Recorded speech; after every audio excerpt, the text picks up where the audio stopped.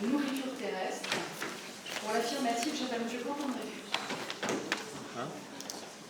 Parfait. J'aime moi aussi les voyages en terre baroque. Et je vous propose ce soir un petit voyage Rome 1630.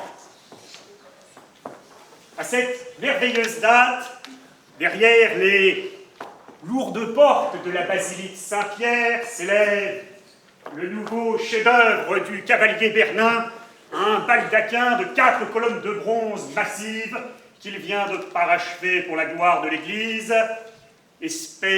Bernin est une espèce de Renzo Piano de la Rome papale, même omniprésence, même goût du gigantisme, mais un peu plus de variation et d'inventivité, notamment sur l'aspect décoratif, comme vous pouvez le voir dans cette salle.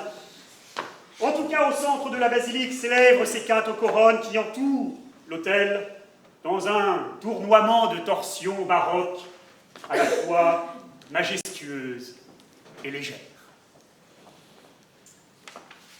Sous l'autel, dans les profondeurs humides et sombres des premières basiliques chrétiennes, se trouve un tombeau de pierre où l'apôtre pétrifié attend depuis maintenant 2000 ans, dans un état de décomposition passablement avancé, l'heure promise du jugement dernier, d'où il pourra sans doute ressurgir d'entre les morts avec ses guenilles pestilentielles. Pour l'heure, notre saint homme sert surtout de nourriture, bien sensible à des créatures larveuses et répugnantes, bien terrestres, j'ai nommé les asticots.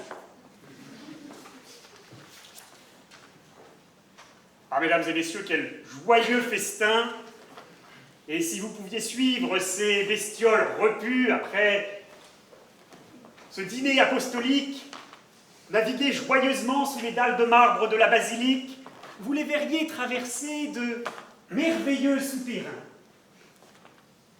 Là, une cave à vin, de messe pour les gens pauvres, de grands crus pour les réceptions officielles. Ici, un garde-manger pour les 4 heures des gardes suisses et du cardinal Camerlin qui, même s'il ne fait rien, il faut bien le nourrir. Là-bas, une nouvelle rangée de tombes de pâtes déchues qu'on aurait pourtant pu avantageusement utiliser comme engrais pour fertiliser les champs alentours. Et puis partout, entre 2 sacs d'or oubliés par les Visigoths pendant le sac, des centaines d'œuvres d'art entreposées.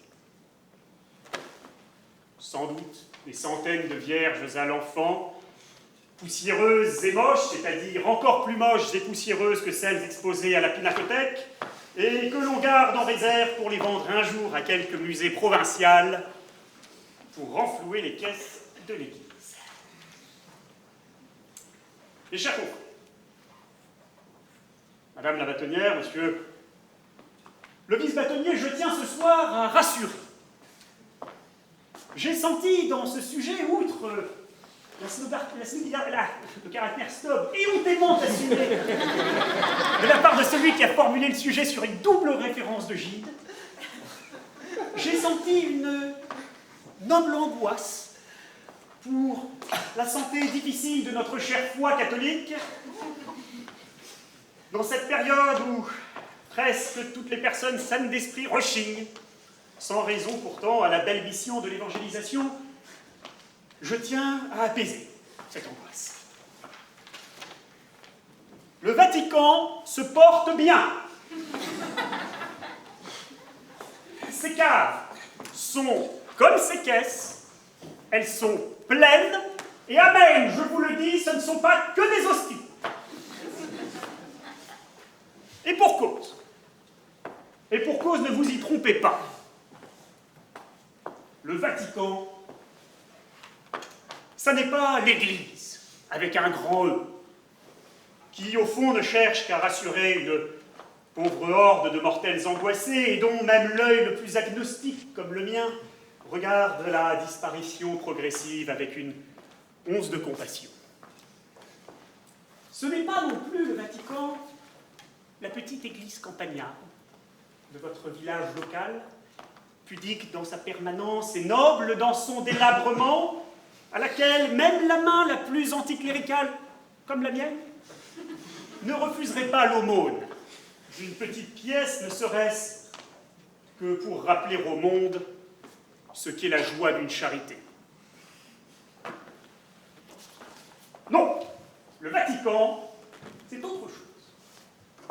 Et si ces caves dégoulinent de bon vin, regorgent de gigots et teintent de la douce musique des biens matériels, c'est parce que, précisément, ce n'est pas un lieu de culte. Et ça ne l'a jamais été. Ce ne sera jamais là-bas que vous ferez la rencontre d'un mystère quelconque. En réalité, le Vatican est à la chrétienté ce que Bercy et le Conseil d'État sont à l'administration républicaine.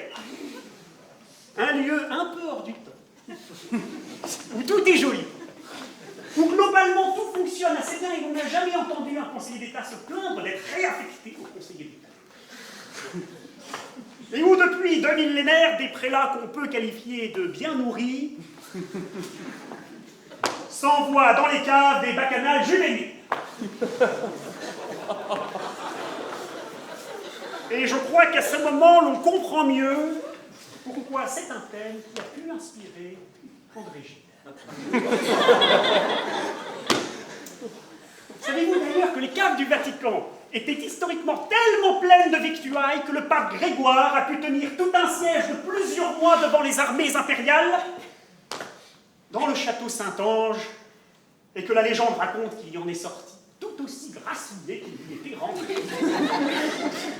Chez les impériaux, on disait que c'était plus le siège du château Saint-Ange, c'est le siège du château ça se mange.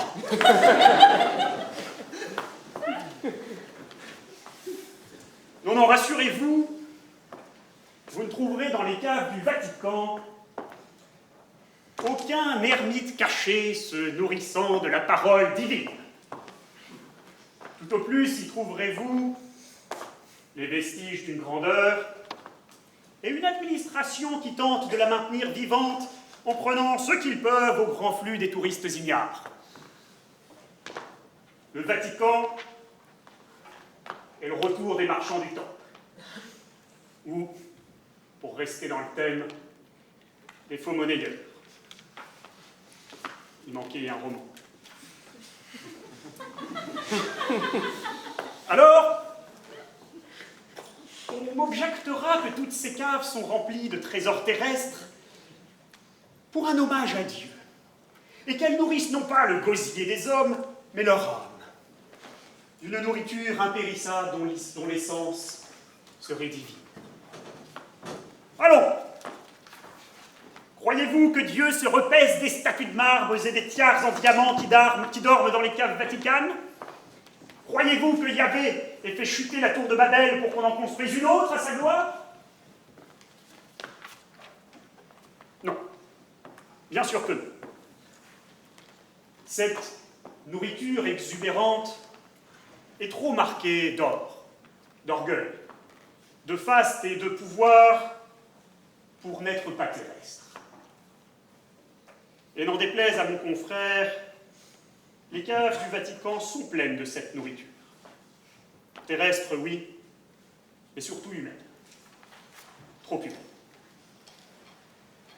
Et pour ma part, je trouve cela très bien. C'est même pour le mieux, car la nourriture céleste ne m'intéresse pas tellement. Je suis rejoint d'ailleurs là-dessus par la quasi-totalité de la population, et je serais surpris que mon confrère porte une attention passionnée aux mystères métaphysiques et théologiques de l'Immaculée Conception. Cela dit, nous verrons tout à l'heure. Et je vais vous faire une autre confession. Si je goûte fort peu aux nourritures célestes qu'offre le catholicisme, j'aime passionnément sa nourriture terrestre. J'aime lorsque, s'éloignant de l'intransigeance dévote et stupide, elle met son énergie à magnifier la pierre, à ériger des marbres et à peindre des beautés sur les murs dénudés. J'aime lorsque, loin, bien loin de la disgrâce rébarbative et de la parcimonie du protestantisme, elle veut mettre ses pas dans ceux des Olympiens taillés pour l'éternité par nos ancêtres grecs. J'aime encore lorsque c'est pour les hommes qu'elle offre son génie et que c'est leur beauté, leur force, leur faiblesse qu'elle divinise par les arts. J'aime enfin lorsque, sanctifiant les pleurs d'une mère sur les corps de son fils, elle peint pour nous cette sublime majesté des souffrances humaines.